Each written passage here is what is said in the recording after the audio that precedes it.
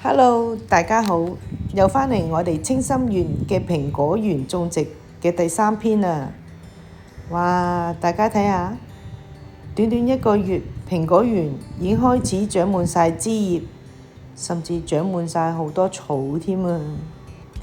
上一篇講到種植園幫蘋果樹剪完枝之後，就刮樹皮，同埋用殺菌劑幫佢哋殺菌啦。好快，蘋果樹已經長晒枝葉同埋花朵啦。延續佢哋要幫蘋果樹去摘花冧，睇好似好易，但係要同幾百棵嘅樹去擒高擒低，又要同時間競賽。上晝可能出猛太陽，下晝就可能橫風橫雨，風雲色變。喺呢個時候，我哋大家欣賞下蘋果樹嘅花朵係幾咁靚。呢個就係黃林蘋果。我哋成日食到嘅蘋果，原來佢哋嘅花都係咁美麗，睇到都心曠神怡。呢棵就係喬納金蘋果樹嘅花啦。大家有冇睇到同頭先黃林嘅花有冇大分別呢？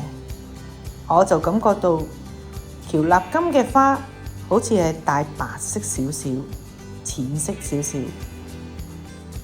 望住咁燦爛嘅花，每一朵花係代表一個蘋果。種植園要幫佢哋摘花冧，即係又少咗一個蘋果，真係要斷捨離。